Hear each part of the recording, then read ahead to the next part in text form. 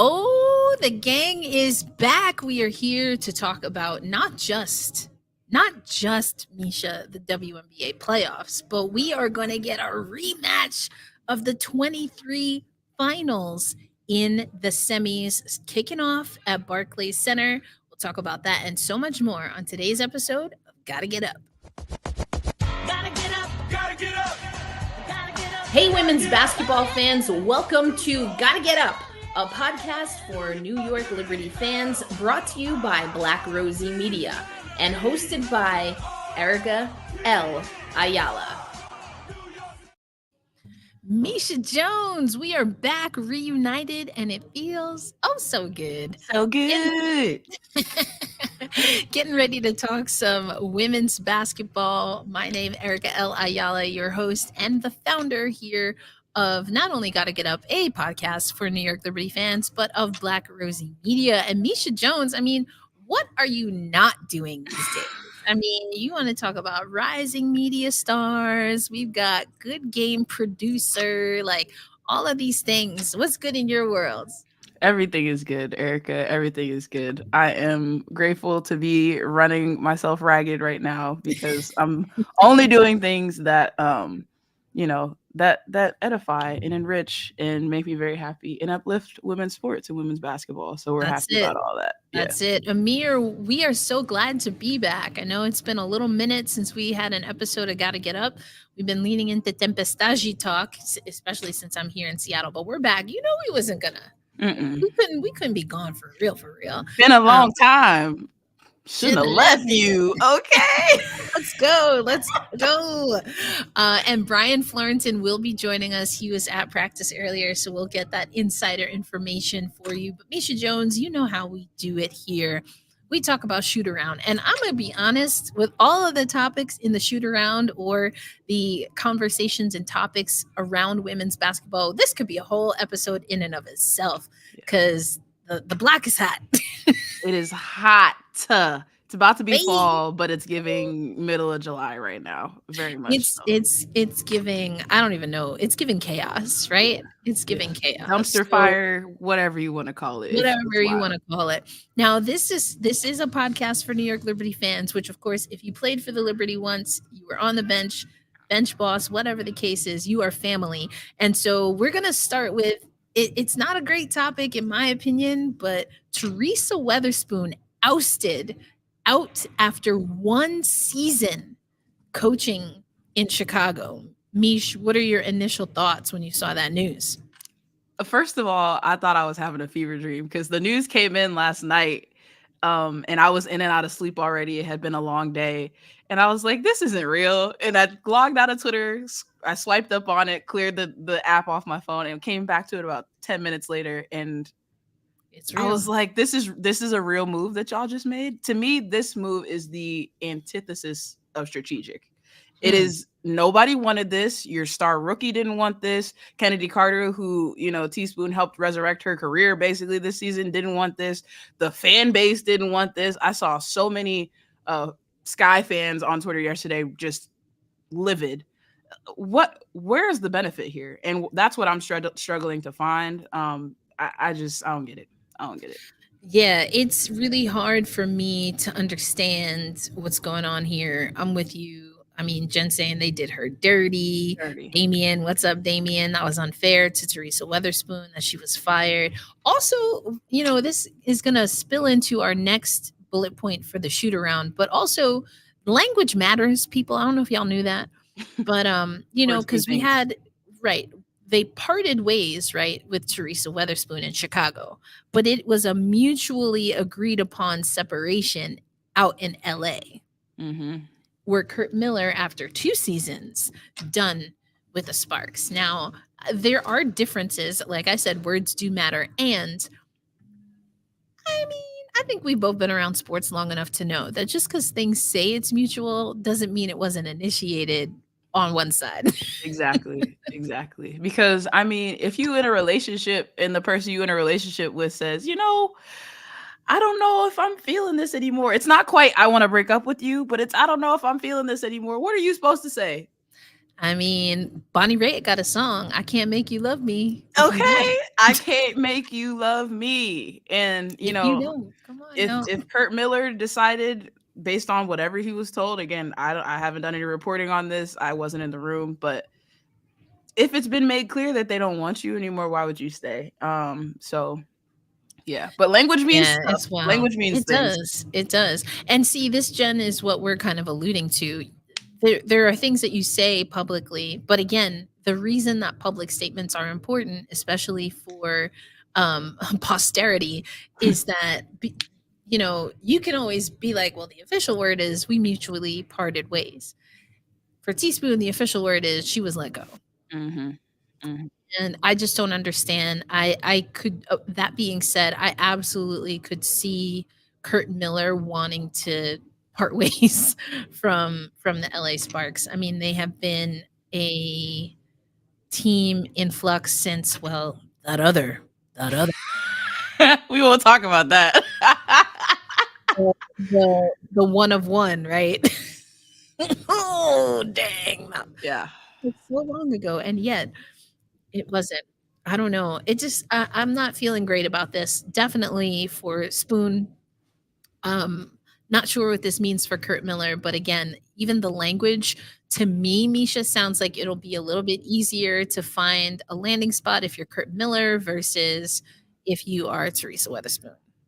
Yeah, because again, Kurt's had tenure at other spots in the league, right? And not Yeah, that Teaspoon doesn't have a resume of her own. She literally played in the WNBA and one of its pioneers. But you only give a coach who I think basketball heads can agree there were flashes of brilliance this season for yes. Teaspoon as a coach.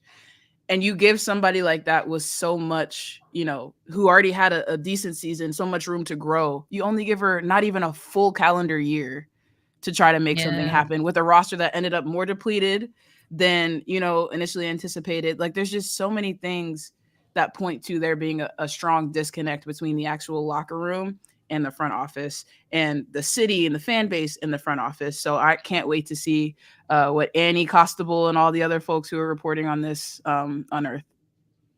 Yeah, I think there's a lot of comments that we're already getting. I want to get to some of them. Is it too late to hire Spoon as a special playoff assistant for the Liberty? I mean, I would say no. I would say no. I think one of the hardest parts for me as someone who grew up a Liberty fan was to see the DAP heard round the world, as I like to coin it. That is a Black Rosie Media exclusive original. But seeing Sabrina Ionescu have that engagement with Teresa Weatherspoon during the WNBA Finals last year was really special. She's meant so much to the WNBA, but especially to the New York Liberty. I don't always think that she got a fair shake with the Liberty as well. Now, some of that was under old ownership, so we'll just, be clear about that. But I mean, I don't know how you're someone that doesn't want Teresa Weatherspoon as a part of your organization. Now, I will say this. I'm not saying that I believe this. I certainly don't have any intel. And we have seen other legends of the game. We got to keep a buck. Sometimes their coaching style not blend with a modern basketball player. Mm-hmm. Yeah. We have seen that. I don't get the sense that that's what was going on. And I find it hard to believe that there was anything unprofessional. Let's just come on, Liberty fans, let's just remember that Sandy Brondello is a new-ish coach to this team because the old coach. See, now we talk about language. I'm gonna have to go back and look at what language they used for that. Yeah. I don't know if that was a mutually parting of ways. I think he might have gotten something like that. But from what I heard and from connecting a few dots, like that.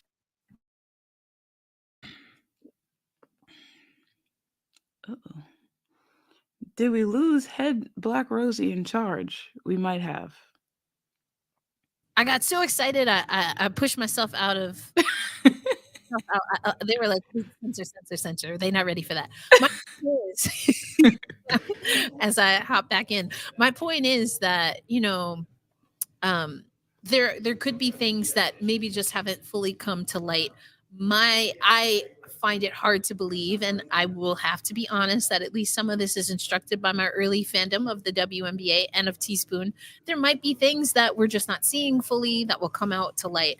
I have never heard of an instance where Teresa Weatherspoon has been anything but respectful, but uplifting and empowering. And so I'm not saying it's impossible, but I am of the belief, Misha Jones, that it's not likely that it will be anything that would stain her reputation and her legacy, even if we do get more information.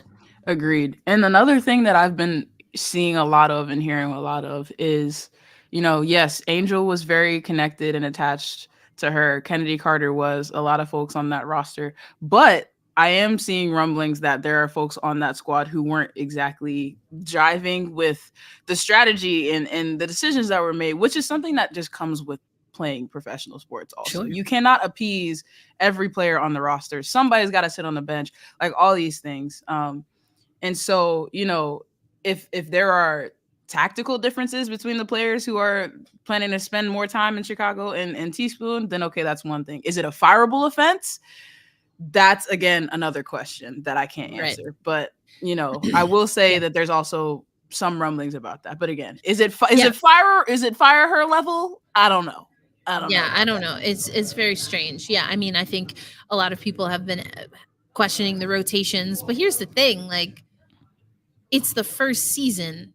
She had to deal with Camila not being available right away. Elizabeth Williams got Big hurt blow. A bigger blow early. than a lot of people I think realize, Come because on, E that Will part. was hooping, and she's a steady veteran presence. So yeah, big blow. But sorry. Yeah, no worries. Amir saying, I think Marina Mabry may have complained, and honestly, I wouldn't be surprised. Mm-hmm. One of the things that we heard early from Mabry, actually, while she was in New York, when Teaspoon was there early in the season, is that she was like, "Yeah, coach is making me pass first," and you could tell. I forget the exact words, and we talked about it on the show, but Mabry was very clear that she didn't like having to think in that way. Now, that's being uncomfortable, and that's maybe feeling that your skill set isn't that's not a perfect match for your skill set.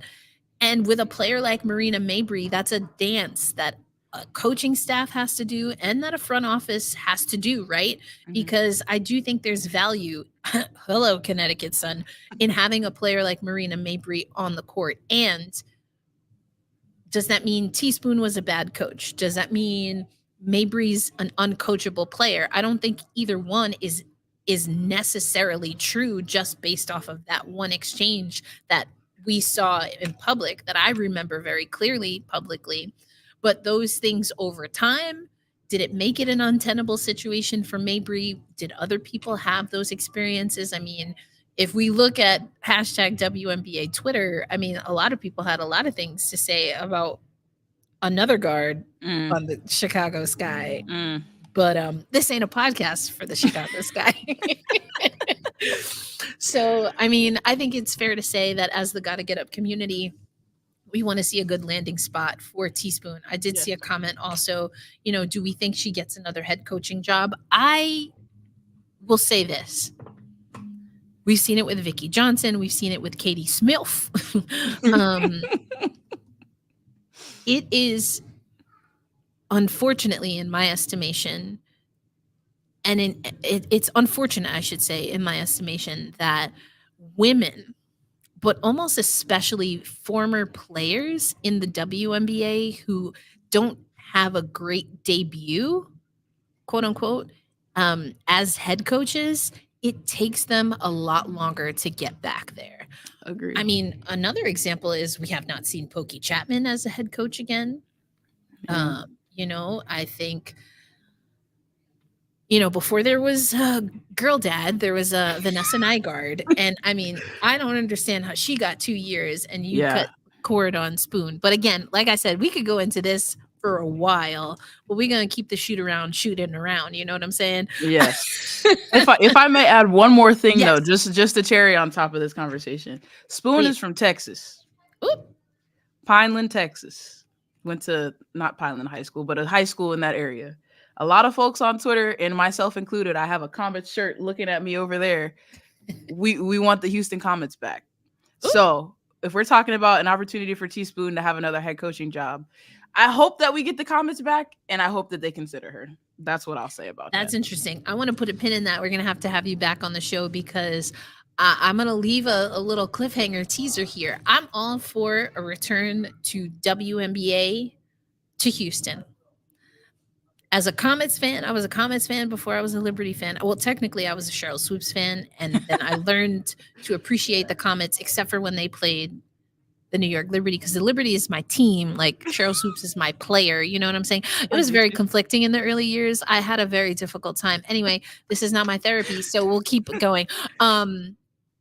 I all for Houston getting a W team. I don't think as a Swoops slash ingrained Comets fan that I want them to be called the Comets. You know what I'm saying? Oh, I don't, but yes, let's put a pin in that because I'm very curious Yes. as to. I think that yeah, we got to break Huh. that down cuz there's a difference there, and I think like you talk about legacy. Mm-hmm. I can't have an expansion team like funking that legacy up. You know what I'm saying? I see what you're. I pick up what you're putting down. I am. You know, like if the Liberty was not anymore and then they came back and then they're like, "We're the Liberty again." I'm like, "But are you?" I don't It's not know. quite the same. I Yeah. don't know. It's not the curling anyway. Oh gosh, we have a lot to talk about, and I'm actually going to save one of our shoot around topics till the Q&A because I do want to get into some X's and O's with you, Misha, while we have you here, and we know that Brian is going to join us a little bit later. But we got to talk about this New York Liberty squad. Gets through Atlanta. What worked against Atlanta? Because you know they got beat by Atlanta. Now, granted, not all of the starters played their usual minutes, but they did get beat by Atlanta in a game that Sandy Brondello felt was not a good showing by the New York Liberty in the last regular season game of the season. But as we all know, the New York Liberty are in the semifinals. They did sweep Atlanta. What worked well? A lot of things worked well. I think first and foremost, a lot of what we talked about post game 4, post finals last season was Ugh. feeling like this. I'm sorry. I have to go there. Ugh. Like of Uh, all the ways to word that. but one of the main issues, right? I mean, you were peeved at him. A lot of people in our comments were peeved at him because it didn't feel like mentally and emotionally they were where they needed to be to complete the job, right? Yep. One thing I think worked that's not X's and O's for them. A lot of people have talked about it. I think Monica McNutt has mentioned it. A lot of folks on ESPN. Sabrina Ionescu Come set on. the tone Come on. straight up. This is where your keys situation where you want New York to give her the keys. She earning some keys now. Now she Come earning on. some doggone keys Come because on. and I'll also say Stewie had a quiet, fantastic game. You know what I mean? Jonquel Jones did exactly what she needed to do. You got 21 points from Fevish in her playoff debut. She Come was a on. huge addition to the starting lineup on both ends of the ball. But for me, that was the biggest thing, right? Was it felt like there was never going to be a second of surrender. They were ready to smother the Atlanta Dream at every opportunity, and they took advantage of every opportunity. They didn't give him any room to breathe, and it felt like they kept their foot on the gas the entire time. So to me, it was mentally, emotionally, it felt like they were, there was no quit, there was no doubt in their minds what was going to happen in that series. And I want to come back to what you mentioned about Leonie Febish, who listen, I'm about to buy a Febish jersey. Like I just need it. Like I just, like I just have like a certain type. And I don't mean position wise, like what position they play on the court. I don't mean like it's just like a gut instinct, and Mm-hmm. some people are just it's not just being a dog, it's not just being a hooper, it's not just having the confidence, but it's a package that is just so undeniable. Like they don't have to be, in my case, ever an MVP. They just go in and they're the MVP of their game every night. Of their And we've role. Mm-hmm. seen, yes, and we have seen Leonie Febish own her role. And it's changed over time. I was ignorant to Phoebish on the international stage ahead of this season. And y'all know, as Brian's about to come on, he's gonna be like, I told you, Erica. But I was like, listen, I ain't saying she ain't all that. I'm just saying I don't know. Like Mm-hmm. You didn't she see new it to yet. me. Yeah. She Mm-hmm. new to me. Leonie Phoebish coming off of the bench, was my sixth player vote for this year. But then taking on a starting role, Misha, I want to have you hop in, and then we're going to bring Brian on the screen as well to talk about this. But Mish, let's first talk about the Leo side of it, because then there's the other side, which is who then is coming off the bench. But Mhm. your thoughts on Sandy Brondello being able to evolve on some other things that we talked about last season and putting some faith in her rookie, her German rookie, Leonie Fiebisch. I think it's the most impactful move she's made all season thus far. Hey Brian, hi, I missed you. We're so cute. We're so family. We It's have been a while family. since the gang's been all together. I know. But yes, I think it's the single most impactful thing she's done all season, and I think it'll be the most impactful thing she does for her team in these playoffs because Leo is 6'4". Mm. 6'4", Mm. people. Do you know what you can do with a 6'4" player who can defend Come on. literally anybody you put her in front of? You Come basically on. gave a Stewie a clone That part. and Let's go. said, all right, let's put her and Stewie in the starting lineup and see what happens. Like, I think defensively, it was what we talked about all year last year, too, right? They needed the length and they needed the real chops on that end of the ball. I think she gave them that. And then, two, much like Kayla Thornton, you leave her open, please. Whew. Please. Forget it. There's no hesitation, which is important too, because in the offense that New York likes to play, you got 0.5 seconds to figure out what you want to do with that basketball, right? You have to keep it moving. Leo understands that when she doesn't have a shot, she knows how to keep things moving seamlessly. There's not a lot of wasted movement. Like, she's just, like you said, a star in her role and adaptable, which I think is important. Because even if Sandy decided, I think, to put her back as the first person coming off the bench, I don't think that would be a shot to anything she's been doing thus far because it wasn't during the regular season, right? So, Yeah, for um, sure. but love Leo, love her. Absolutely. All right, Brian, let's go. Brian from Brooklyn. How we feeling? What's up? Just Oh came from man. practice. Yes. Pretty good energy today. Got some good sound, so excited to sort of see how this weekend plays out. But everything's feeling good. Love it. Okay, before we get your sights and sounds from practice, let's have you weigh in on Leo, because you've been trying to tell me, you've been trying to tell us here on Gotta Get Up, a podcast for New York Liberty fans presented by Black Rosie Media. But like, are you feeling pretty vindicated after that performance against Atlanta, especially in Game One? Yeah, it feels like everything. Like I think I tweeted during the game, like everyone who's there in person has been screaming from the rooftops for about 3 months how awesome Leo is, and it's like, see, we told you guys. Like, nope, trying to tell y'all, and it paid off in such a fantastic way. I think one of the things that's really great about Leo is that you can almost plug her into any sort of role, and she does it at a really high level. You need someone to spot up. Leo could do that. You need her to guard the opponent's best perimeter player. B is there, but Leo can do that too.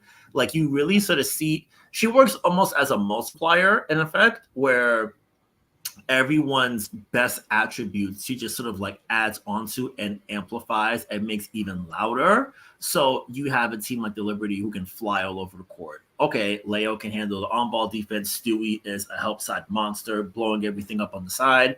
You have that. You need spot up shooting in the event Sabrina's 3-point shot isn't there. Leo can spot up. She hits timely threes every single time you can think of it. Man, Like, she does everything incredibly well for this team, and it really sort of gives them even more options to push and buttons to press. So it feels like this year, especially, and Sandy said it in post game last night. Last year they were good defense, but this year they're good, but they can be great. And she mhm. really sort of emphasized that. And I think with Leo's contributions in particular, you really get to see it play out and sort of like start to see you see the full vision of what Jonathan Cole was aiming for, and it's really paying Yeah. off in a really fantastic way. Yeah, for sure. I appreciate that. And Damien has this comment, and I'm going to remix it a little. But Damien saying Leo is impressive, but can she keep it up in the semifinals? Now, I think that's a valid question, because even in game two, we saw that Leo getting into foul trouble Mhm. impacted what the Liberty wanted to do early on. And the New York Liberty have played with Leo not having significant minutes, not being a starter. And so while the transition maybe took a little bit and it wasn't a part of the original game plan, I do think, and obviously the Liberty won that game, they were able to get some of that back. But the reason I wanted to remix this a little, Brian, and I'll come to you first, is because as you were speaking, I was recalling my first time seeing Leo for Team Germany, which is a little bit different because I think there's a different comfort level when she is playing for the German national team than when she was playing with the New York Liberty, especially early in the season. Yeah. And I think what I've come to realize is that Leo might be the upgrade from a Beck Allen that the Liberty needed at an opportune moment. Now, I have put on for Beck Allen since she was going by Rebecca. You feel me? So before everyone got cute with it. But have seen the evolution of Rebecca Allen. I mentioned that I got to talk to her in that MSG locker room about what she wanted to do defensively. And even while Allen was getting critical shots when she was getting more significant minutes for the New York Liberty, there were times where just because of her size, because she's long as well, but her size and kind of her timing sometimes got her into foul trouble, Brian. But I think Leo is respectfully a younger a younger version of that and maybe even more dynamic. What are your thoughts? Yeah. To that age point, Sandy made the point to me a few months back that Leo's the same age. I think she's the same age as Angel Reese, if I'm not mistaken. So you've got a super young player who's only getting better and better. And she, compared to other rookies, she walks in with like years of high stakes basketball under her belt. Yes. So I think someone asked him, this is Leo's first WNBA playoff game. And Sandy's like, I mean, she played in championship games elsewhere. Like, Right. Yeah. I get it, but She's a winner. Yeah. yeah, she been she's been on the block before. So I for Leo in particular, it really does feel like the natural evolution of a Beck. Because I remember last year, not having a player like that really hurt, especially in the last Yes. round, because you didn't have that really switchable, like long arm, really be able to sort of jam everything up defender. They have two of that, I would say, this year between Leo and then KB when she gets her run. So you really see that play out. And I think for Leo in particular, I think her steady consistency has really been key for the Liberty. Like Sandy's trusted her a lot. Like she Yes. told us after game one, the end of season game against Atlanta, she kept her minutes purposely low. Because I was wondering, I was like, it's the last game of the year. Like, why is she not there? She's like, oh, she had that sort of underneath without telling us, but you like she explained that after. It's like, okay, Leo's one of my big dogs. She's been working really hard. Let me keep her minutes low, and you really see that she's able to give you those heavy minutes. And I think for a matchup like this, there are so many fascinating subplots here that I'm excited to delve into. And I think Yes. Leo, if she's able to stay on the court and really space things out and give the Liberty that perimeter threat, I think it opens up a lot of good things for New York and a lot of trouble spots for Las Vegas. Yes, and that is a perfect segue. I mean, I do want to talk about some other bullet points, but we'll drag that down because Mish, we know you're going to have to hop off for a little bit, but I definitely want to get your thoughts on what Brian just said. Now, is it lick back season for the Liberty? It sure feels like you it. already invoked game 4. You already got people, aka me, fired up. I already raised the blood pressure a little bit. I definitely think it's lick back season. And do I think it's going to be we drag the Aces by the ponytail season? No. I don't think it's going to go like that. But I do think, I feel like the Liberty have the upper hand in this one. I think, the pendulum has swung in terms of who has the most momentum heading into this series. Last season, I did feel like the Aces had the upper hand. A lot of people didn't. And then when Chelsea Gray went down, they were like, oh, there's no chance. They had a little bit going on, but I think the Liberty have been able to put a full season together. Yes. Everybody's been healthy. Last season, we talked a lot, frankly, about them not having gelled and having to do the easy bake method of putting all the ingredients together and baking the cake, right? Yes. Well, this season, it's been slowly building. They've only gotten better. They've been dominant all year. I think the confidence is at an all-time high. And I look at the matchups. You know what I mean? I think Chelsea Gray, Sabrina Ionescu, whether they actually end up guarding each other, that'll be up to the coaches and the starting lineups and whatnot. But, last season, if you make me make a 1-to-1 comparison, I'm taking Chelsea. I'm still probably taking Chelsea this year, but Sabrina's right there. And that's the difference, right? There's no huge drop off there. Asia's doing her thing, but Jackie, Kelsey, I still don't believe in the consistency just yet. I think, there's just a lot here to keep eyes on, a lot of matchups I think that are going to be imperative to Liberty's success, but I think they've got the upper hand this season, this Ooh, series. okay. All right. I do want to skip ahead to, we've been doing a little pass or play here because I want to get Misha your thoughts on this because you alluded to that you not alluded to, you flat out said that you see the Liberty going through. So I'm going to give you pass or play Okay. on the finals matchup here. So are you going to pass or play that it's going to be Liberty Sun? Play. Ooh. Because that's also been my philosophy is this season has to be New York or Connecticut. There's like Minnesota, I think is right on the cusp too. I think maybe next year they look even better, but Connecticut, you're losing, they haven't said anything yet. Obviously the season's still going on for them, but you got a lot of free agents. The roster, the core might not look very the same next season. With an expansion draft coming up. So I think that adds a little bit of desperation to the pot for them on top of the rage that already comes from having to face the Indiana Fever in the first round and have everybody, you know what I mean? Like it's so I feel like I'm playing. A lot of Indiana and 3 talk out there. Yeah, that was crazy. That was crazy. Anyway, we're not gonna get into it. We already kind of talked about that. Okay, so you're taking I'm playing Liberty Sun. Okay, I that was my guess early in the season. I though have really liked what the Lynx have been doing. So let me ask you this, Misha, and then we'll get Brian's thoughts as well, especially on that Vegas matchup in the semifinals. But Misha, before you have to hop off, in the case that we don't get around to some other comments with you, I want to ask you what makes the difference in addition to that big old disrespect, capital C, capital T chip on their shoulder. What tactically, what are going to be the things or the personnel that give the Connecticut Sun the edge over a Minnesota Lynx team that has beat Vegas, beat New York, and beat the Connecticut Sun down the stretch to earn that 2 spot? I mean, you got to look at the glaring issue, right? The glaring issue right now is Nafisa Collier. She's put up 42 straight games. To me, it is not an impossibility that she continues to drop big numbers in the scoring column. But the question I have is if she doesn't have a big night like that, where is that separation? You know what I'm saying? I think also with Connecticut, you've got Bree Jones, you've got AT, you've got DB who's in and out of the paint whenever she feels. You've got O&O, Olivia Nelson-Adota. You've got bodies, you know what I mean, who can deal with her in the paint. She's a lot more fluid and efficient and mobile than a lot of traditional post players, which, okay, that's fine. But you got a lot of different bodies and different looks that you can throw at her.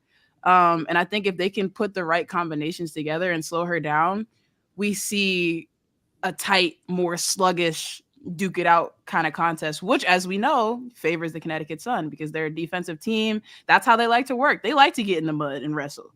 I think the Lynx this season, they've been a machine on offense, but what happens when you throw something in the cog of the machine? You know what I mean? What happens when you slow it down? Can their defense stop Connecticut, stop Marina Mabry from going off the way you've seen her go? She don't need to drop 30, right? She just needs to hit the big shots when she needs to hit the big shots. And I think she's proven consistently she can do that. Then, at the end of the day, any team with Alyssa Thomas and DeWanna Bonner on it, you know what I'm saying? So that's real. Don't count out Dejanay Carrington, who's going to lock down. She's going to try to lock down. I mean, she probably Williams, maybe at times McBride. I think that's another X factor for the Lynx that you have to take into account. Cheryl Reeve has called Fee and K-Mac the heart and soul of this Lynx squad, and that's pretty strong. That's a pretty strong heartbeat, I would say.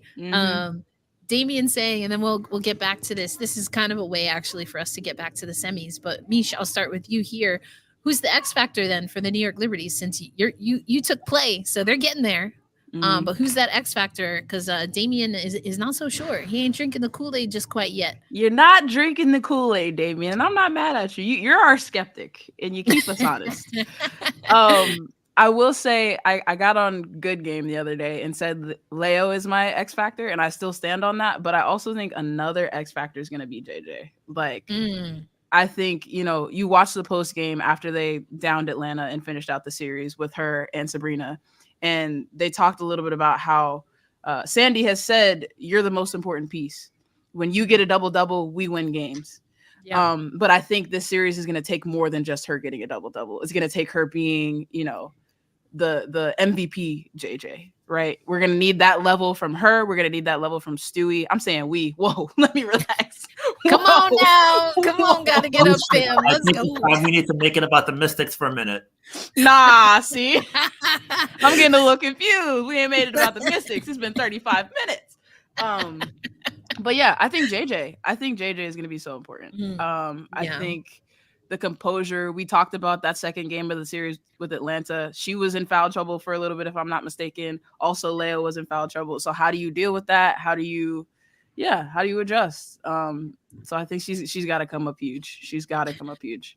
Yeah. Brian, I want to have you tap in here first about, is Sabrina at this point, is what we get from her X factor, or is it just, it has to be a guarantee? It has to be a deliverable. Where do you stand with that? Is there another category I'm not thinking about? But what is Sabrina's role in this upcoming series against the Aces? I want to say half an X factor, and that sounds weird, but I'll say she needs to be an X factor on defense. So, like, I was doing some, like, just watching back some clips from the other two games, and do you know the matchup Sab got in games 2 and 3 versus Vegas? No, who'd she get? Jackie Young. Oh, Lord, have mercy. He handled herself really well. Like, I think so. Like everyone who's a Vegas fan was like pissed off that Jackie didn't get the foul call at the end of that game. But like Sabrina had the matchup for most of that game at Barclays Center. The second matchup when Vegas was fully healthy, Sabrina had that matchup and she did fairly well. And I think it helps that Jackie's been in a deep slump. Like I was looking it up. That's earlier. real. Like, Jackie's a mid-range assassin, but post-Olympics, she's only shooting 31% in the mid-range. And those are the shots that Vegas needs to sort of like sustain themselves, because if you don't have it, you lose a big part of your offense, and you can sort of like play Jackie coming to the rim a little bit more and clog the paint even more. So if you're not able to sort of like get that room off of the defender, that makes it a lot harder to score. And I think also with the X factor piece, I think the team defense with Sabrina is going to be key, because if Vegas, their best lineup has AC at the 5, and AC career high minutes this year, more than last year. The most, like, this is the most minutes she's played since she was in Seattle in like the late 2010s. Wow, so it's a lot vintage. Wow. Vintage AC. I mean, vintage AC ain't nothing to, nothing to scoff at. Yeah, ain't nothing to scoff at. Yeah, so it's a lot of heavy lifting. And if Sabrina's able to sort of like sustain and just make things tough, just like, hey, contest. And then if Kia Stokes is on the court, someone, if she's in the same area where Jackie is and is like once pass away, come in to help, contest, make it really tough. If you're able to do that, I think that throws a big old wrench in what Vegas can do, and it puts even more pressure on Asia Wilson to carry the offense. So I think if Sabrina's able to just sort of like be acceptable on that end, which is just contest, don't foul, play within the team concept. Yeah, like, hey, give me like a nice B minus. Everyone else playing, we are in great shape. And I think she can do that. I think you're right. And I think that is a very good point. Yeah, I think X factor defensively for sure.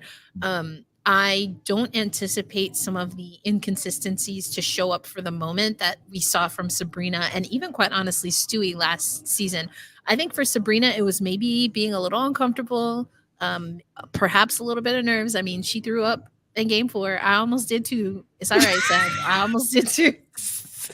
I feel like I said this on the show before. I was like, it was like Elliot and ET, like in the same moment we were both ill. Cause I was like, yo, I don't feel I had to go walk down the stairs. I was like, I don't know. This ain't right. It ain't I'm right. I don't crying. like it. Just want to give a shout out to Wayne. I almost said stick taps because I'm at a hockey rink right now. But thank you, Wayne. New to the channel, excellent analysis, not just a lot of noise and self promotion. Listen, Brian Fleurantin and Misha Jones, best in the biz. So make sure you check them out. Love having them on. I think this is also interesting, and it's something that I don't think Sandy has to do. And I do have a question about rotations for the New York Liberty. Not Brian, because I think they've been bad, but more so because we've seen a few teams, including the Liberty, if I'm not mistaken. I've been watching a lot of Seattle Storm games in that series as well. We've seen teams change up defensive schemes, go to, hybrid zones, things of that nature. Obviously, we've seen Leo come off of or become a starter and have Vandersloot off the bench, which we've talked about on this show, on this podcast a lot. I love it. I love to see it. And I do think there could be a role for Sherrod in the playoffs moving forward. I don't think it's going to be a lot of minutes, Brian, but I do think there is something to having a little bit of that sandpaper come off the bench. Yeah. I think there's a value in just sort of like changing the pace a little bit. And one thing that the Liberty did a lot in the Atlanta series was they picked up Jordan Canada full court every time. Like every time is Benaja picking up Jordan from 94 feet. She put in work. She put in overtime. And did. Yeah, she was working her tail off. And then in the fourth quarter of game 2, as Canada had been playing well at the game, it's, hey, Sloot's here. Sloot got it. Like, you really sort of see the depth come in. And I think for Jalen in particular, I get like she has that sandpaper when she comes to the bench, and she can really sort of like get under an opponent's skin, which is always something you need. Like, hey, Vegas, it's been a stressful year for them folks down there. Like, hey, look, I feel like if you ask them how many hairs they've grown in 2024, they might say a lot. Like, it's been that kind of year for them. So if you have a player who could just sort of like push them a little bit, hey, Sydney does the same for their team when she comes in, gives you that pressure, just really gets on her opponent's nerves. Like, Lord knows she gets on Sabrina's nerves. So you see if Jalen can do that for a couple of minutes, why not? I feel like there's room for her, and I think especially, I feel like it's going to take an entire team effort because against this team, man, crazy stuff happens all the time. It's this person don't make no, like, I was talking about it with the folks at practice today. Is Kia Stokes don't make no shots. She goes like 3 for 3 in game 2, and it's like it's always as soon as you say, they not finna do nothing, that they do something. She with us. What do you mean she's making shots now? This isn't what I thought was gonna happen. So if you're able to sort of like throw a curveball in there every so often and really just sort of like jam them up and make things tough, it's very sort of like helpful. And I think, especially for Jalen, she's been like a fan, not even been, like, she is a fan favorite at the arena. Like, when she comes in, the crowd turns up just like another notch when she's picking up full court. She's driving to the rim, doing all that kind of thing. Like, you see it, and the fans, they really sort of take to it. So if you're able to sort of get her minutes when you can, if there's a need, just pick up Kelsey full court. Just really get her nerve. Why not? Yeah. It'll be fun. I'm here for that. Amir, thank you so much for the love. Gotta get up, community. Let's go Liberty. We appreciate you supporting this channel. It means a lot to us. Because we out here doing it. And Amir got money. Let's go, super chat. Love it. Damien, I'm gonna get to this one now. We're not in the fourth quarter yet, but I think it's an interesting question. And there's a part of me, so let me read the question. If the Liberty fails this year, do you think that the 2024 season is a failure? There's a part of me that thinks that how the Liberty play in the semifinals may be more of a determinant of success versus quote unquote failure. I will say outright, and then Misha, I'll come to you for this. Outright, I don't think that this season is a failure. I don't see it as a failure.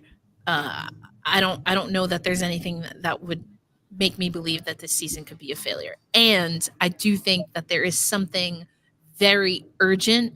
Well, literally, because you got to win this series to advance.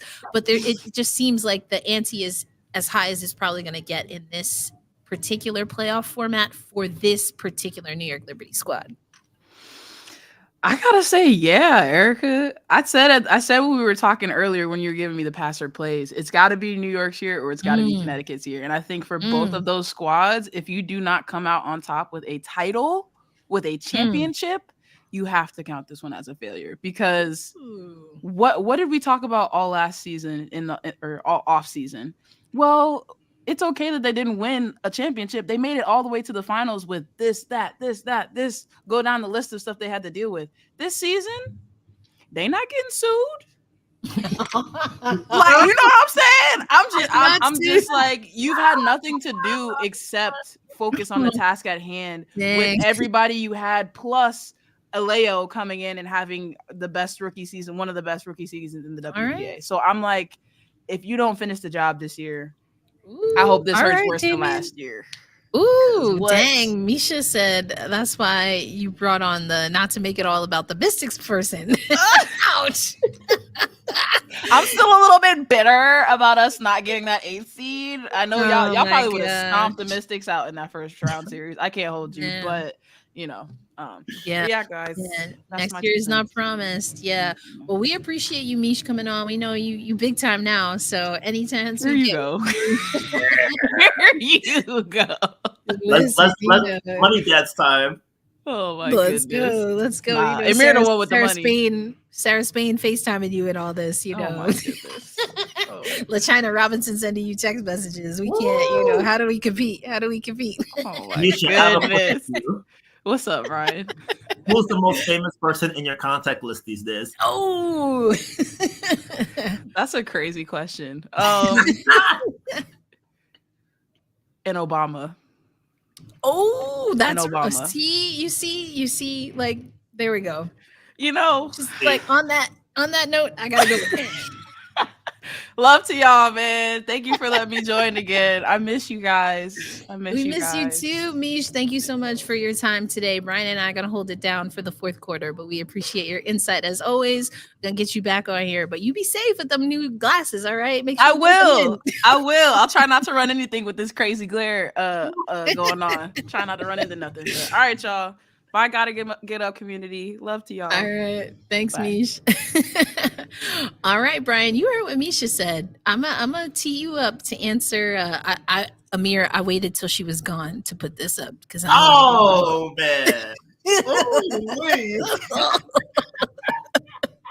Not are they still in the league? That's hard. That's tough. I mean, I don't know. That's what people were saying about Indiana up until this year. Oh, dang. Oh man. All right, but let's tee you up. Brian.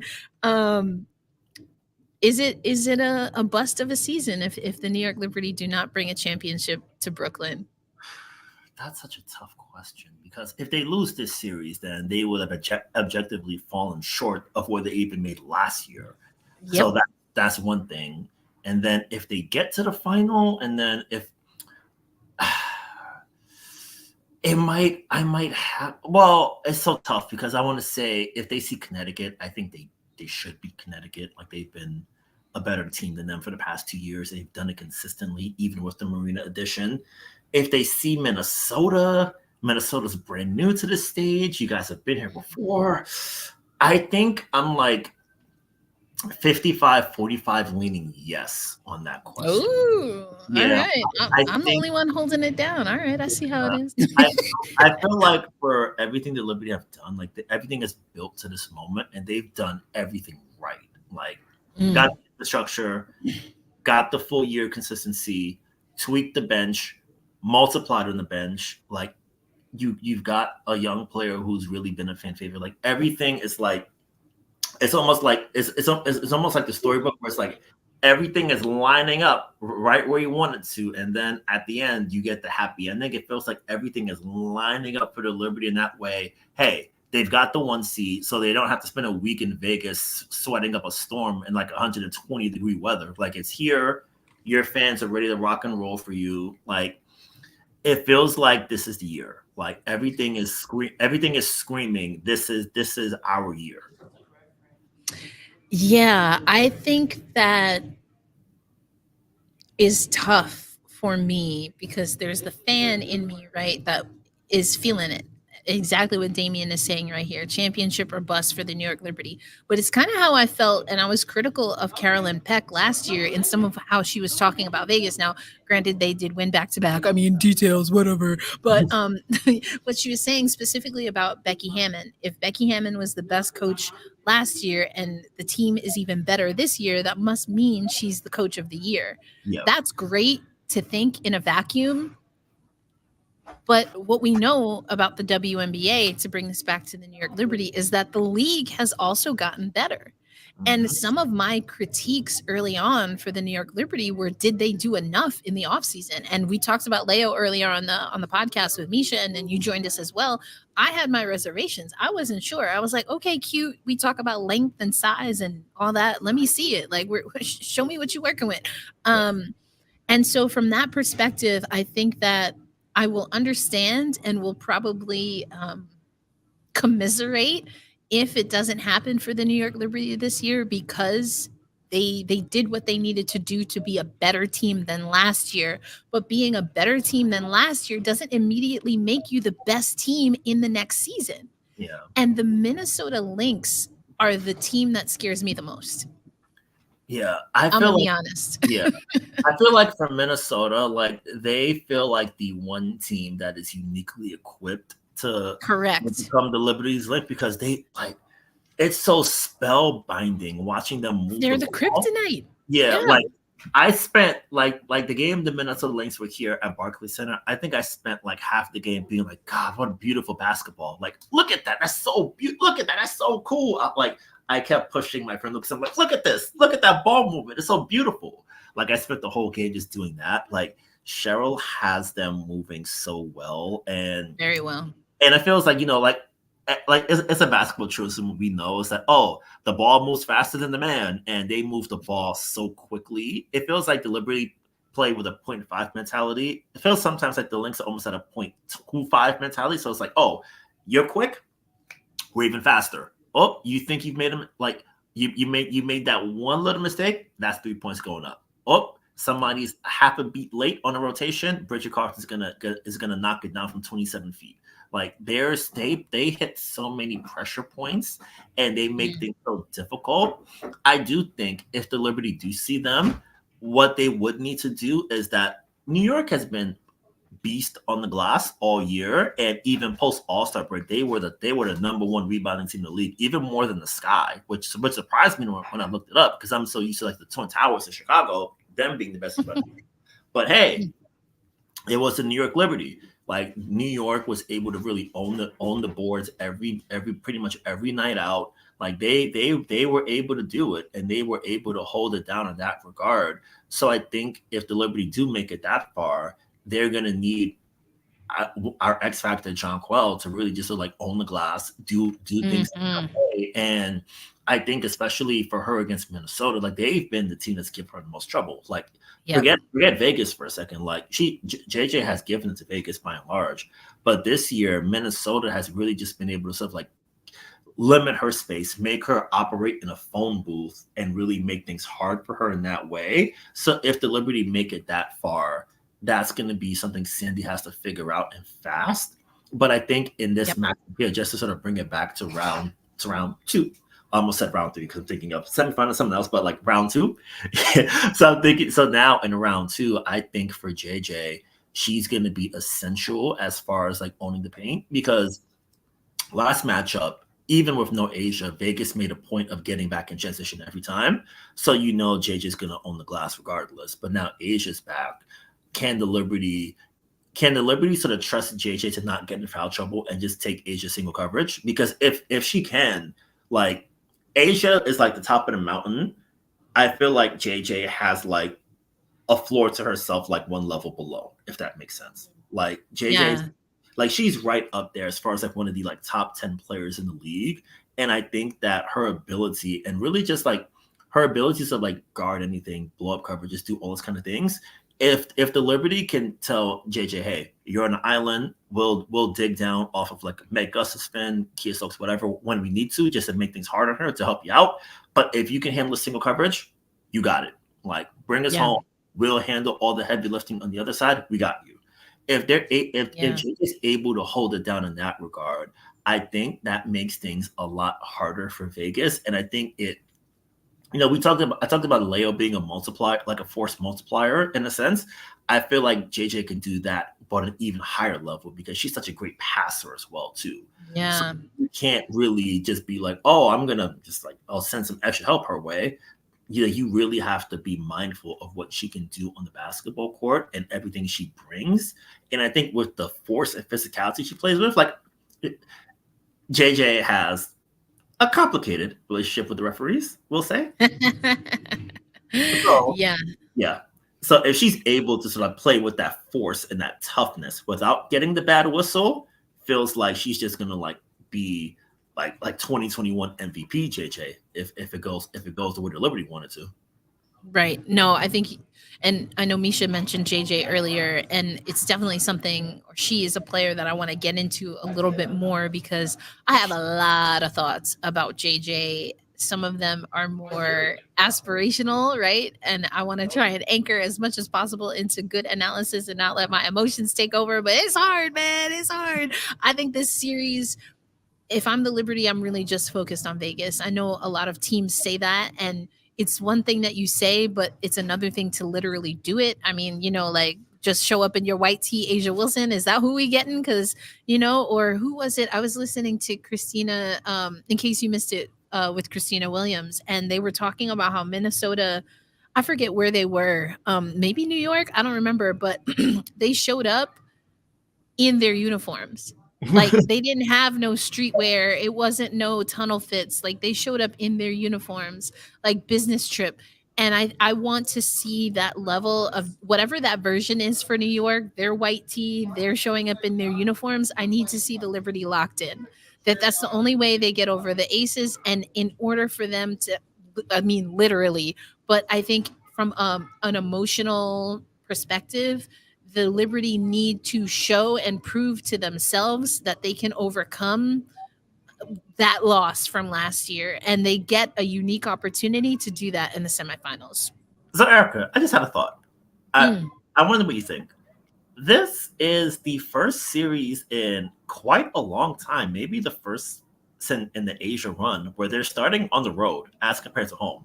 It feels like every series since 2019 for them, 2020 excluded because COVID, but it feels like they've always started at home and had that home court advantage. I wonder Mm. for them, what's it going to be like starting on the road and not having those two games baked into Vegas and just the I'm stuck in Las Vegas trap every human falls into after like 3 days there. So I wonder how that's going to be for them starting on the road, hostile environment, and I would say with Seattle tied as far as like the most raucous and boisterous atmosphere in the league. I wonder how that's going to be for them starting off.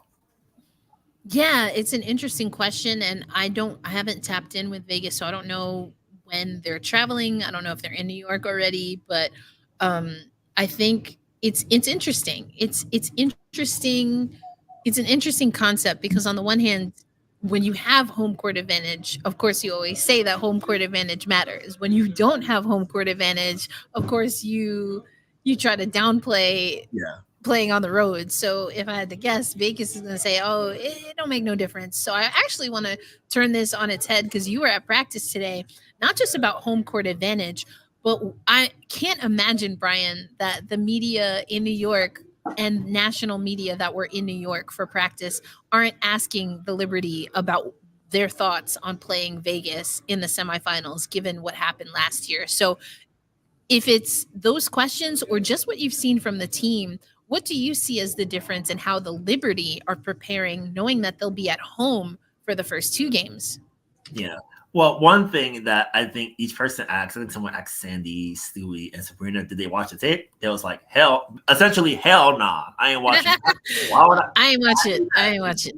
I Nope. ain't watch that. I ain't watch that tape. I ain't watched that little documentary they did. None of it. You know I ain't watch it. You know I ain't I'll, watch that. like I'm good on that. Like, hey, grow the game this time without me.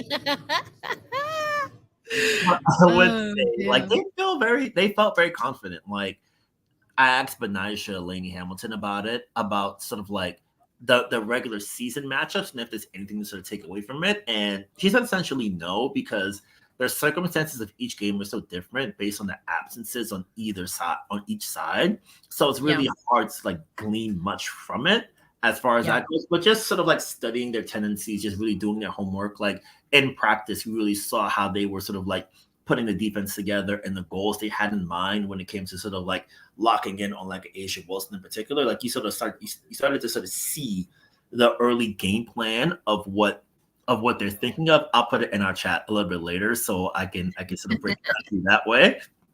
Which Yes. means, hey, join the Gotta Get Up Slack channel out there. Come on, let's do it. That's where we have it. Yeah, so I think we really got to sort of see some of what the early plan is, and I think for also the Liberty, like they always say, but like they're like if they play their game, they'll be fine. Like they don't have to Yeah. modulate too much for the opponent and their game. 2 feet in the paint, they'll spray out passes to the corner threes when it's there, but really work inside, limit the isolations as much as humanly possible, make sure the ball is moving. If they're able to do that, good things will flow from it every single time. And I think that was something that I sort of like saw an emphasis on, just really sort of driving, getting downhill, really making sure the movement is on point, the cutting is on point. There's no sort of lapses, no sort of like slippage in a sense. And I think also, you know, this like I think in the post game for the Seattle series, Vegas was like, oh, but I think Becky said they've been playing pissed off all year. Which, hey, after last year, you come back and you storm to a 32-8 record, best in the league. Yeah. The motivation's there. Like I don't think it's a situation where Yep. you got to be like, oh, I need you to wake up. I need you to remember this. Like they're all jazzed up and on 10. Ain't nobody forgot. Ain't nobody forgot. Yeah. They got long memories, and we got like you from here. You one of us, Erica. Like we got long memories around these parts. Like, Oh, you already know. Yeah, we don't forget You nothing. already know. Yep, Absolutely not, because you best believe I got some things in the drafts. Depending on how this series goes, I got some things in the drafts. I'm ready. Yeah. I'm ready. Amir, there will be a link in our community chat. I'll pop it on there. I'll pop it in here. Sometimes it works, sometimes it doesn't. But here's the Slack channel. You can also head to Black Rosie Media on social media, and there should be a link there. But we'll make sure to populate it in the community tab on YouTube. But it's a great place to get our unfiltered thoughts, about some of the goings on. I love this comment from Damien. I popped it up earlier. And right now we're in our fourth quarter. So if you have questions or comments, now's the time. We'll wrap up in a little bit here. But the New York Liberty should wear the black jerseys or seafoam green to help out. I know there's been a lot of conversation among Liberty loyals that the white jerseys, they not feeling it. They're so clean though. What? Like they are clean. Sometimes you lose in your flies outfits. It's a fact. Listen, I'm here in Seattle covering the Kraken. Their Winter Classic jerseys last year were pretty fire, and then after the Winter Classic, they played absolutely horribly in them. So I understand. Like you can't always look fly and play well. Like it don't work like that. Hence the white tee, right? Hence showing up in the uniform. You just ain't nobody got time for that. What we here to do? Play basketball or be in a fashion show? Like, all right. Do you think that Rebecca Gardner could make a difference next year along with Maureen Johannes? Now, this is interesting because you have to think about Gardner and Johannes and then who they replace is kind of how I'm also thinking of this, Brian.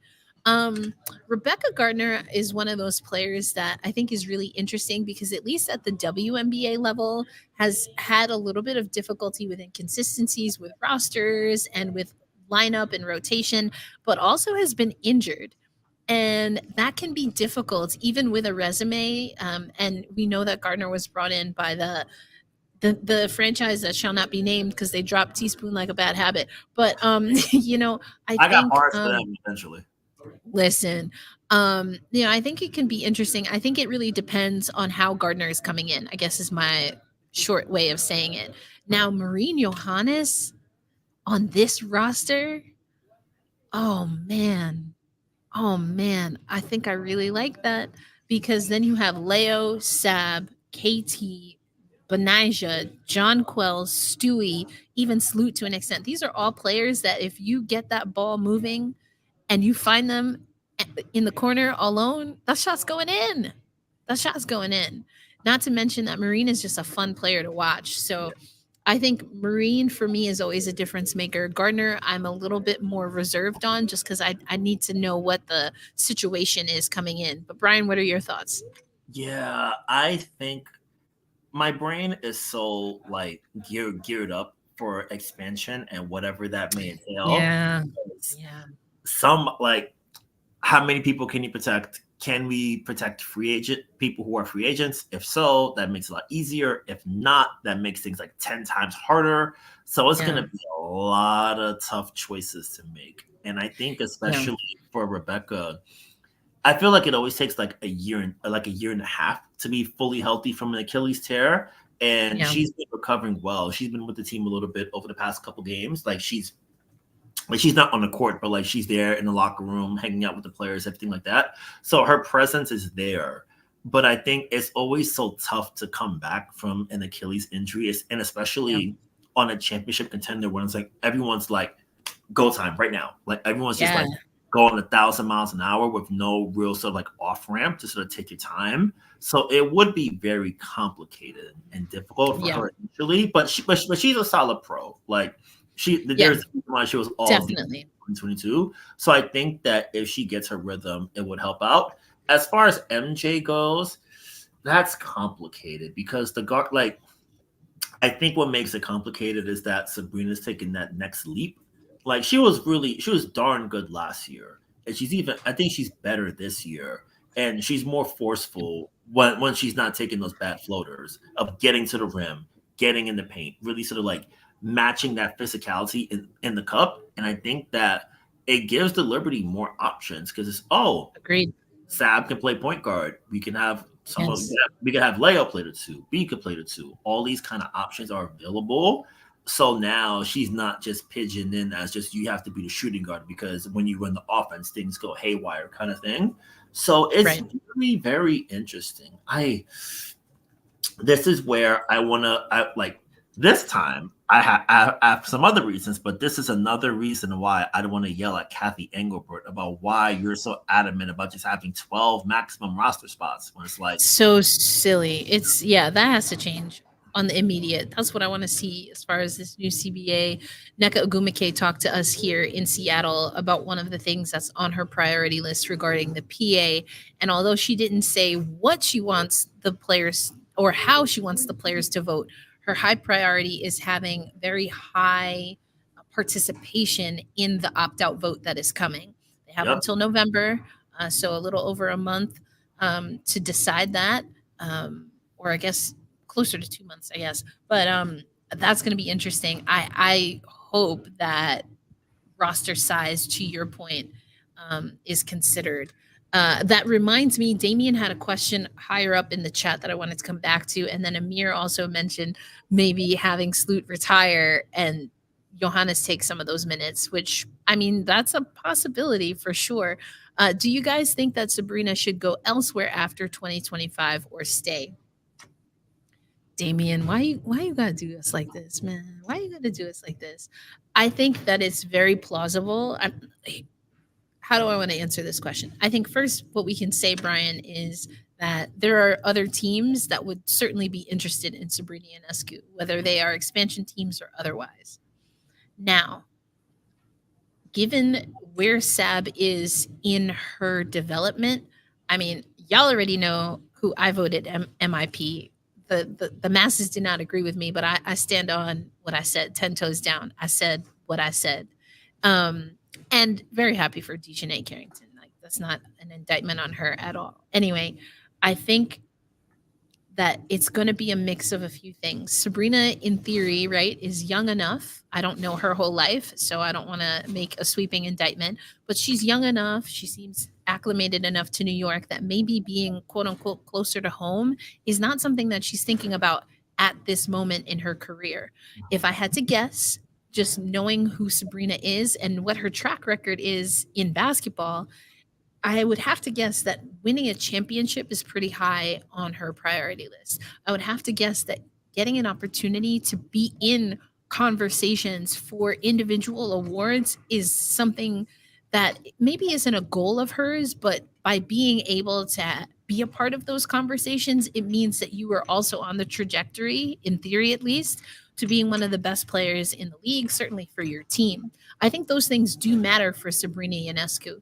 I don't know that there's another team that offers those things to Sabrina, as well as a surefire role. Because I've been saying for years now, give her the keys. And I even was like, I said it. I'm not necessarily comfortable with it right now, but I'm gonna keep saying it because I said it. I'm not turning back. We are the closest we've ever been to seeing this be Sabrina's team. Uh-huh. And of course, she can leave. Free agency and autonomy for players is huge. And I just think that the way New York is built, they really have built keeping in mind that they want to have Sabrina at the helm. And I think, again, she's the closest ever. Arguably, the Liberty is the closest ever that they've been, certainly in a long time, to winning a championship. So I don't know if you really shake that up. I don't think it's something that's going to be initiated on the Liberty's behalf. So I guess it's just a matter, Brian, of what Sab wants. Yeah.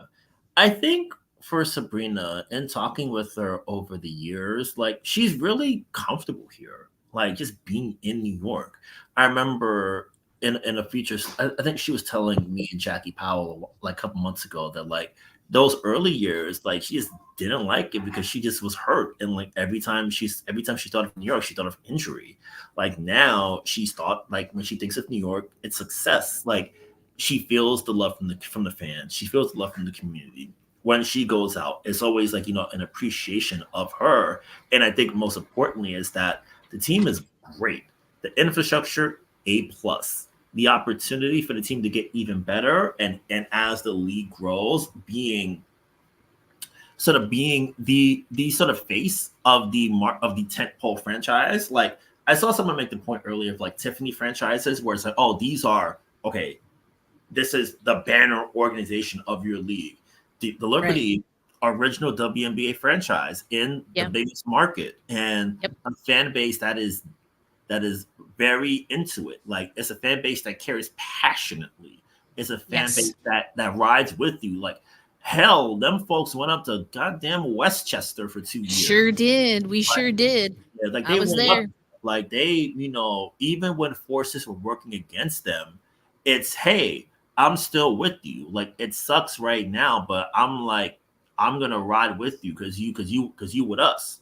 And now that the franchise is really climbing and climbing higher and higher and higher, you see the opportunities, you see the collaborations, you see the I guess like the broader outside of the game interest, those are all growing and growing and growing. And in New York, like so many like the world is closer because of technology, but like, hey, that in-person stuff in New York City is really meaningful. Like that matters a lot. And I think also it's tough. It's so tough to start over. Like it's why leaving jobs can be so hard for people when you do really well. Cause it's like, man, everything here is like really how I want it. Do I want to start over in this brand new venture with this brand new team? And for expansion teams, like how often do expansion teams compete for championships immediately? It takes a while in any sport. And with the WNBA, like we don't know what the expansion rules are going to look like. We don't know how it's going to be. They got to figure out an entire coaching staff, development staff, all that kind of jazz, and they're doing it on the fly. And then the league has to do it again in 2026 with Toronto, and then again probably 2027 Portland, and then again in 2028. Who knows? And then do I want to start from scratch in a city, in an organization I don't know, and with people I probably haven't worked with at all ever, versus staying where I'm at? This is a throwback, Amir. That's how you know. That's right. Swin Cash, them Swin Cash days, they played on the stage at Radio City Music Hall. Like I've watched the New York Liberty. I've watched the New York Liberty host Maya Moore in Newark, New Jersey, while they were renovating MSG. Like, we've been some places. We've been some places. So that's wild. That's such a throwback, Amir. I love that you put that up there.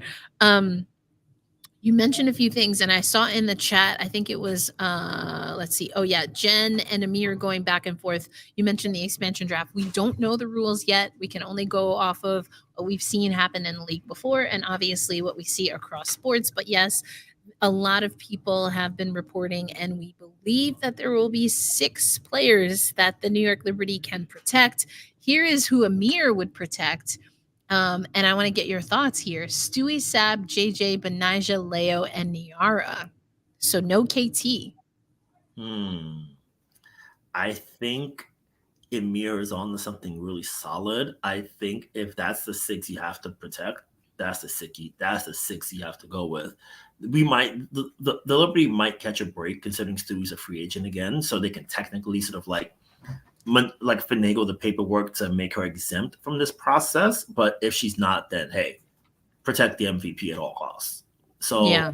I think that's the core group because you have your young big who's a rim rolling machine in Niara. B is the heart Yeah. and soul of the team. Sab is the franchise. JJ X Factor. Leo do everything, and Stewie is Stewie. So you know what you're gonna get from that core, and then it would be up to Jonathan Kolb and the Liberty management to sort of figure out how to make things work. And I should probably know the answer to this. Is if the cap going up? If it is, it makes their life easier. If not, then Yeah, that's a good question. I don't honestly know that we know. I think it should go up, yeah, but again, that's a CBA thing, or at least allegedly it is, because apparently travel isn't always a CBA thing. I will never let that go, Kathy. I will never let that go. Anyway, I oh, digress.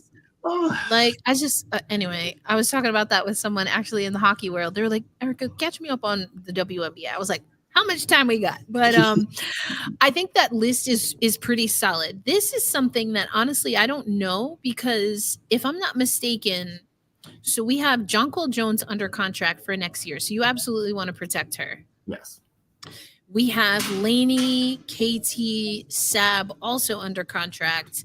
I'm not exactly sure, but I would assume that Niara and Leo is still under contract, right? I believe so. Yeah, I think both on rookie deals. Right, right. So now here's the thing. Why I mention that is because Stewie, if my memory serves correctly, is a free agent, unrestricted, Yeah, after this year.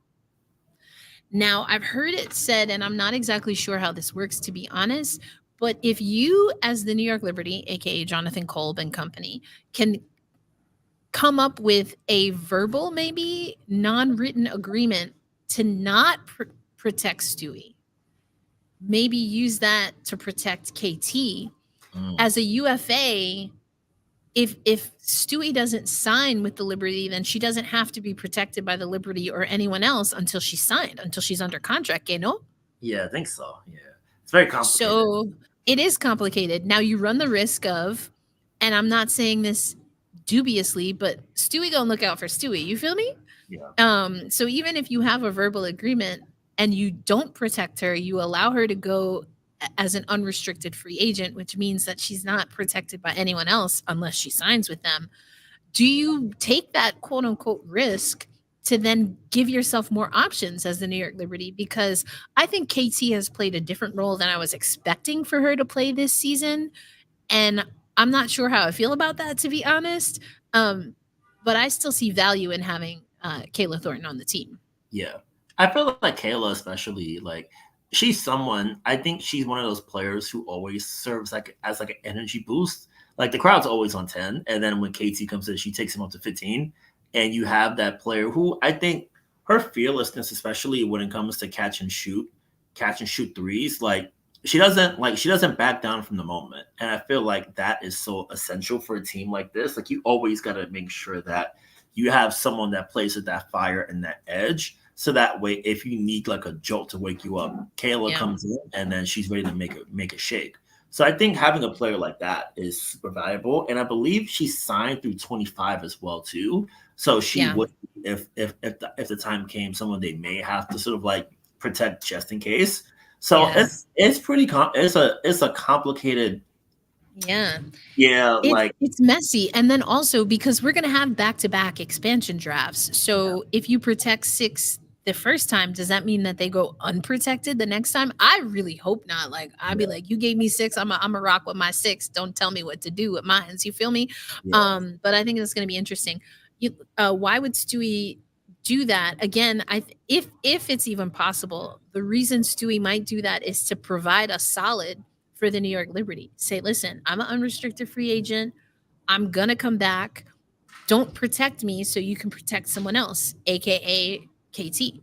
And maybe that's something that she's, or whatever. I don't know. But I'm wondering if it could be a possibility. I love this, Jen. Yes, US Open. Yes, that was another one of the neutral sites, if you will, the New York Liberty on tour. I saw this comment. I don't remember. Oh, it was Amir. Amir saying, "Does Niara make this a possible destination for Satu?" Listen, Satu already in New York. Okay, I don't know if y'all noticed. I know I did.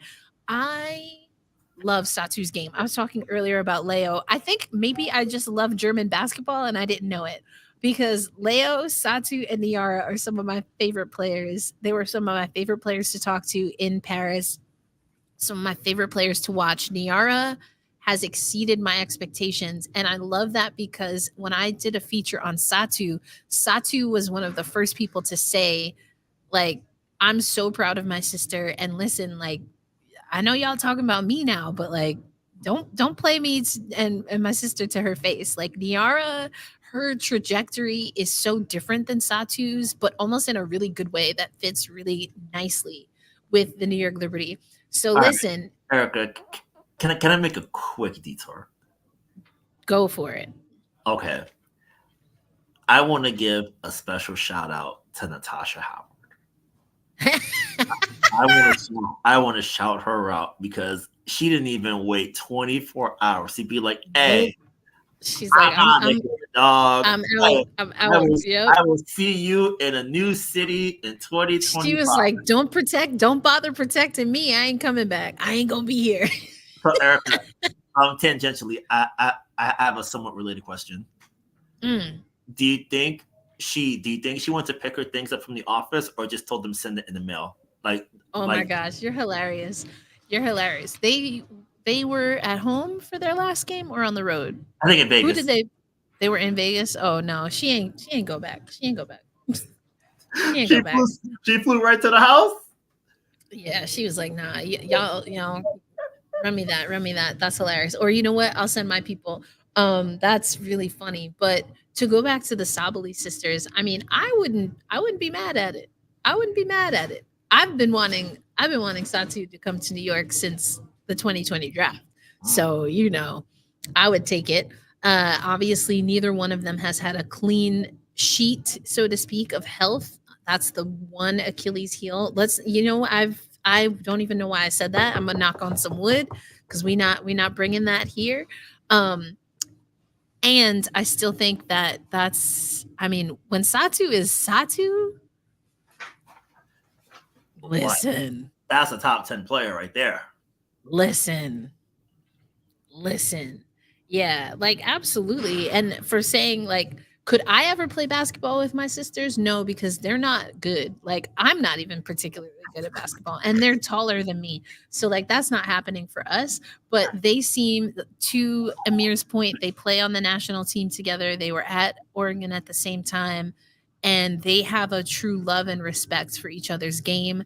I think they get lumped in together because obviously they're sisters, but they have I mean, they're sisters, they're family, so there are a lot of similarities, and they're distinctly themselves Mhm. on the court, I think, as well as with their personalities. So, I mean, I for one would love to see it. I would Yeah. love to see it. Oh, this is another one. Damien saying, Melissa Smith also basically said she ain't going back. Boy, boy, oh boy. Listen, I feel like we need another 3 hours solely for Alyssa Smith's everything Alyssa Smith and Indiana Fever. I feel like we need 3 hours. Like a nice 3 hours. We just sort of like block in and just deal with everything that comes with Indiana. Yeah, we do. I need a little sugar, y'all. Sorry, I got my Starburst, but we do. And Misha and I kind of talked about that. We were like, listen, we're gonna do the shoot around, but we're not gonna get into all of this. But Brian, Sunday at Barclays. Oh, we'll end on this. You know how I like to do our predictions. We remix it. The New York Liberty win game one at home if Brianna Stewart goes for 20 points. mm, I think, the one defender who has given Stewie the most trouble in recent years, Alicia Clark. If Stewie is able to take is Stewie's able to punish that matchup, have that success against AC, I think it opens everything up because they've got to put more attention on her, and then you put too much attention on Stewie. Oh, hey, Leo's open. That's how Leo heard it landed. They kept putting attention on everyone else. Leo's ready to capitalize. If Stewie's able to go for 20 plus points, I think the Liberty win, and I think they get off on the perfect start, and it ups the energy and positivity in the fan base even more. yeah, I love it. The New York Liberty win game one if they find a way to get Jonquil Jones touches as early in the shot clock as possible. Mm. She has to have touches. Will she get every shot down? Will she take all the shots? Absolutely not. But you need to keep that paint defense of the aces. You need to keep them in the paint and allow JJ to, whether she's being a decoy or going for her own shot, but get her touches in the paint. Have Vegas decide whether they're going to collapse on JJ. If they do, that ball's going out. If Mm-hmm. they don't collapse, she's taking it to Yep. the rim. It's not an easy quote unquote matchup for JJ in the paint, likely going against Wilson, Stokes, maybe Gustafson from time to time. And JJ's capable. Yep. She's got a step back, she's got a floater. We know she can shoot from distance, not just mid-range. I mean, Asia is dangerous mid-range.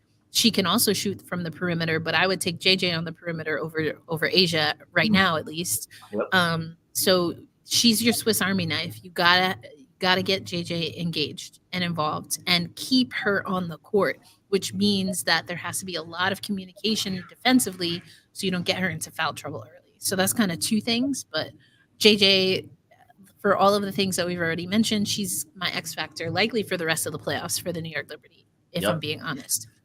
Mm-hmm. Okay, I didn't get you to do pass or play, so I'm gonna give you four matchups, potential finals matchups, Yep. and you tell me which one you're taking and which.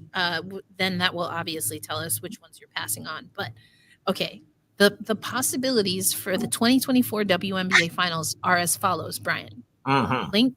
Lynx versus Aces, Liberty versus Sun, Lynx versus Liberty, or Sun versus Aces. Who are you taking? Who are you going to play? And which ones are you passing on? I am going to play Liberty and Lynx Oh, Liberty Lynx. Okay. All right. matchup. Like all the basketball sickos out there, all the people who say, "Oh, we want to talk hoop." This is it. This is the one. You've got two great coaches. Hey, Yes. all the UConn fans out there, come on down to Brooklyn. You get to see two of your greatest power forwards of all time All hoop it time. up with everything on the line. Oregon fans, I know, hey, 2020, y'all didn't get y'all championship this time. Y'all gonna get y'all championship this time around. Come on down. Rutgers, yo, girl, back in the finals. Bring it in.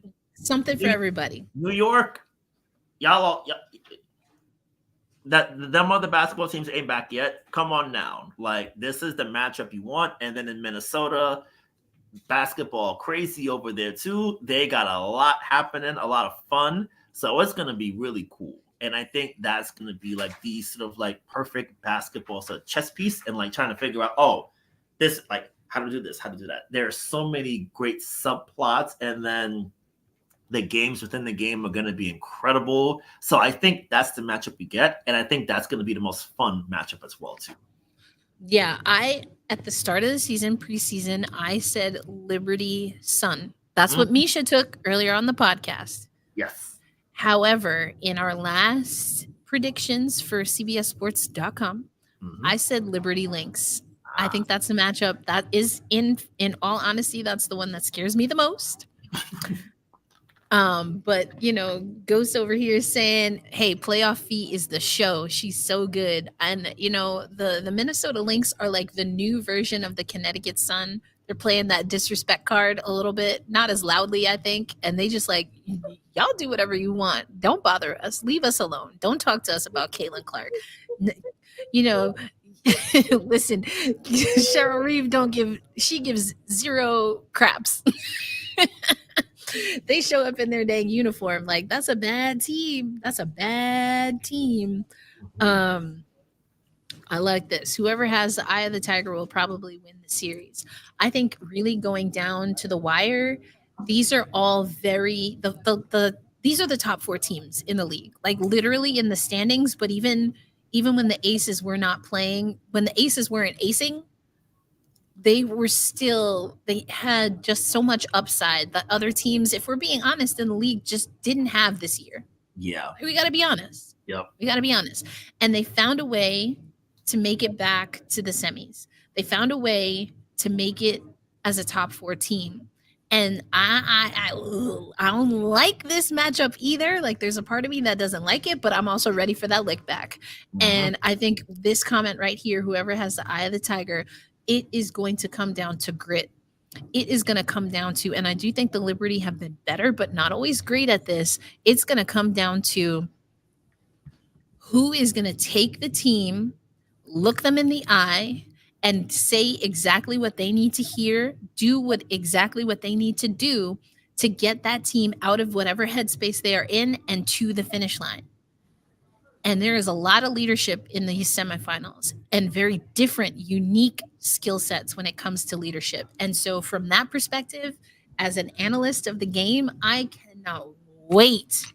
I cannot wait for these semifinals. Yeah. And I think what helps the Liberty this time is that last year, they all had to play a lot of heavy minutes just so they get the first unit right. And then when the playoffs came, they were in some brawls in the first round against Washington. And then round 2, I was telling someone yesterday, game 4 in Connecticut was probably like as far as like pure basketball of it, like the best game of all the playoffs last year.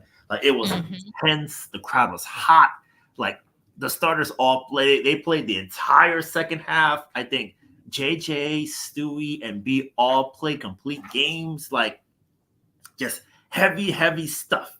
And this year, the Liberty, as they've won, they've gotten more. Like the minutes are down for all the major players. They've gotten games here and there. The minutes have been low, so they've come in with a little bit more energy and a little bit more sort of like gas in the tank, so they can just go that extra mile per hour when they absolutely need to. You've got a little bit more lift on your jump shot in a 1-point game late.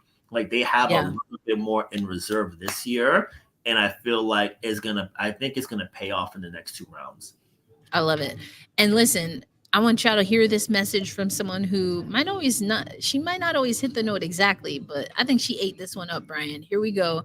Alicia Keys narrating the sizzle video for the playoffs for the New York Liberty. Good morning, New Yorkers. We are looking at another beautiful day here in the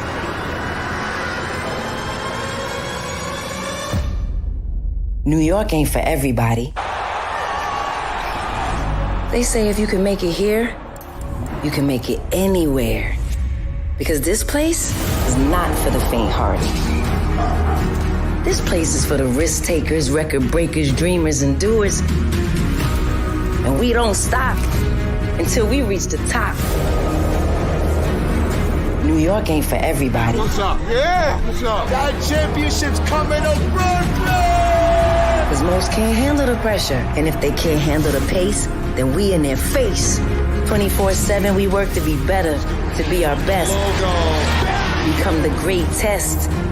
New York ain't for everybody. Us? Rude? Nah. Just determined and strong. We're too aggressive, too loud, too ambitious. but we're built for this city. Because in New York, we move with purpose. Here, we write our own her story. Make no mistake, there's nothing that will stand in our way.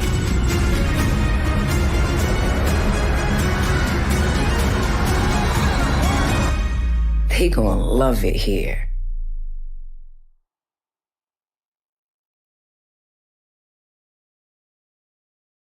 First of all, ain't nobody talking about California right now. Mind your business. Mind your business. Mind your business. And that's we can get into that. Anyway, I saw Damien's comment. Damien says they're not making it through the aces. Move on for next year. Amir talking about well, yes, Sherrod got that dog. But yeah, you bugging. Alicia Keys been AH. I don't actually know what that means. I will allow it. Listen, Alicia Keys voicing that, the only thing that was better, in my opinion, to go back to the top of the segment or the show is when Teresa Weatherspoon narrated the MVP sizzle for Stewie. That was wild. Oh, fine. Yeah. Well, yeah, she good looking. She good looking. But I like that hype video. It is going to take some determination. I'm not saying it's a guarantee. I don't know that I have an odds favorite for this one. I kind of just need to see it play out, Brian. But it obviously, literally, they have to get through the aces. But again, I think that this is a huge, whether they want to admit it or not, this has potential to be a huge emotional swing in the Liberty's direction. And if they get through the aces, I think that gives them a lot of confidence to take on whether it's the Connecticut Sun or the Minnesota Lynx. I think maybe the Sun overall is a better matchup, quote unquote, better matchup. That's going to be a brutal physical matchup. Yeah. Whereas it's a little bit more of a chess game if and when the Liberty are able to advance to the finals and they take on the Minnesota Lynx. Alicia Keys is a step up from Ted Lasso. Listen, she's from New York. I don't know where he's from. He just comes to the games, and you know we allow it. Like you could buy a ticket. Anybody could buy a ticket. You know we're not gonna say no. But like when we wrap our arms around someone, like if they're not from New York, then they better be about New York, and that's exactly what the New York Liberty has always done. As far as a roster, Teaspoon ain't from here. She's from Texas. She from Texas, but she from New York. You feel me? Yep. Becky Hammond ain't from New York, but she is. You feel me? We don't say that about just anybody. We don't say that about just anybody. And that's why they say when you play for any team in New York, you're not going to last if you don't take on and embody New York swag. And that was missing for me a little bit, Brian, last year, but they got it back. They got it back. Oh, see, he's from Kansas. See, I didn't even know. He from Kansas. Yeah, he not from here. He might be from here now, but he's here for the ride, and so we love it. We love it. But having a real New Yorker to narrate that, I'm here for it. I'm here for it. But that's gonna do it for this show, Brian. I'm glad we could get the crew back together. This was hella dope. We know you're gonna be on the ground. Misha got an Obama in her phone, so who knows? Secret Service might scoop her up before we can get her back on the dang podcast. Woo! And I'm on the road, but my hope is that I'll catch the Liberty back at Barclays or on the road, depending for the playoffs. So stay tuned. As always, thank you so much for listening to Gotta Get Up. And we are going to keep it moving. This is now where we awkwardly wave goodbye. The wave is back. Next time. The wave. It's not quite the Ellie wave, but you know, we got something going on. Thank y'all so much for tuning in. We'll catch you next time. Peace out, everybody.